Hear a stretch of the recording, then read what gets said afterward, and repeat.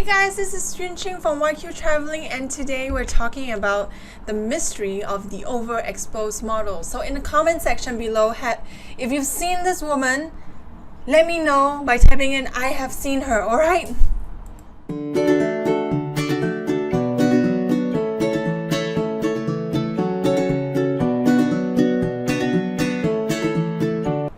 So back in I think it was in 2012, I found a blog called the Overexposed Model. It was on a WordPress site, and then it featured this lovely lady here. And when I saw that blog, I was like, oh my gosh, I have seen her before, and she's everywhere. And when I tried to find that blog again, it disappeared. So I decided to start another blog doing the same thing, which is like just to collect sightings of this woman. And let me just bring up the blog that the Tumblr blog that I had then. So this was the Overexposed Model blog. Let me just shift this nicely. Let me just shift this nicely so you can see it. Let me see. All right, yeah, technology, don't you love it? Technology. Okay, yes. So this is the overexposed model. Overexposed model. Let me just bring myself. Yeah, I'm here. Hi guys.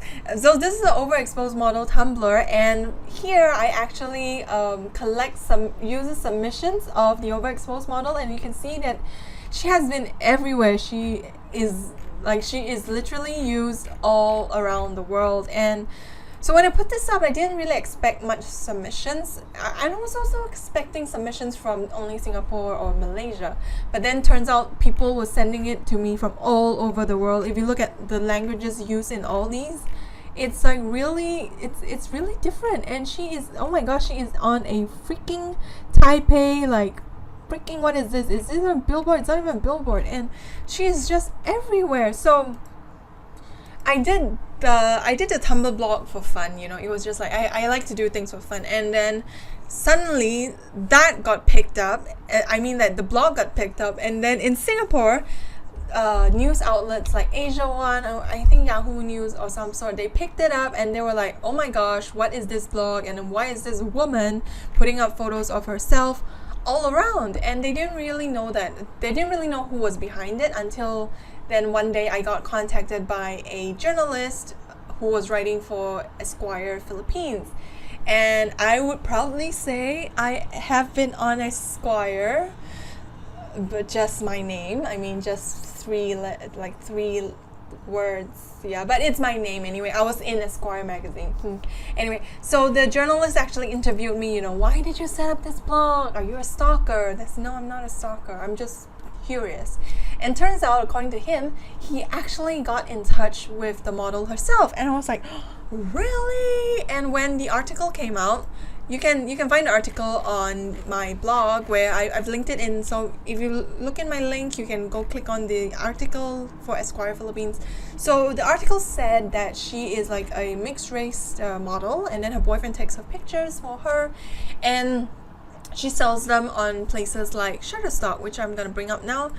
So she sells her face on Shutterstock, and people buy it, and then they just Photoshop her onto everything because she is so versatile. Look at what she's doing. She was in Paris, she was smiling at you, she's like in a bubble bath, and she's just pointing at things, and she's in a kitchen with a laptop. What? And she is just doing so many things, and there are even videos of her doing things. You know, you can buy videos where she's just like drinking milk, and she'll repeatedly do this, and you can Photoshop her drinking milk all the time. And in that Esquire Philippines article, she said that, you know, she's quite surprised that her face is used so much. And when the journalist asked me why I thought that her face was used so much, I really think it's because her face is so, I wouldn't say generic. No, she's lovely, she's beautiful. I mean, her face is just very, very applicable to anything. And so when I went traveling around the world in 2013, I thought it would, you know, I would just not see her because I've seen her in Singapore all the time, right? But when I was around the world, I realized that, oh my gosh, she was back in Malaysia, she was in Greece, she was in Argentina, and then Peru again, in a Peru tabloid.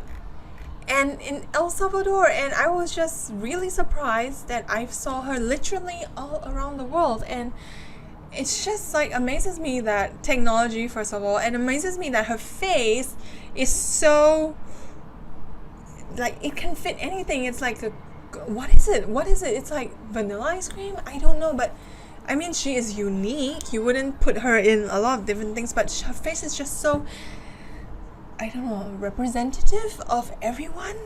I guess, yeah. I guess if you know, there's this thing people say that, you know, by like year, I don't know, 6,000 years in the future, everyone is like so mixed blood that will look the same. I think, yeah. We will probably look like her, which is great. You know, if you want to look gorgeous, I would pick her.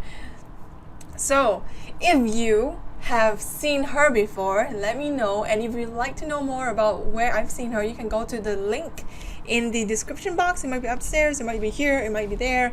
Anyway, I enjoy talking to you guys, and if you're on my newsletter, I'm gonna send something tomorrow to update on what's happening in my life. There are some really big stuff happening in my life, and I just want you to know as well. And I love you so much. Thank you for watching.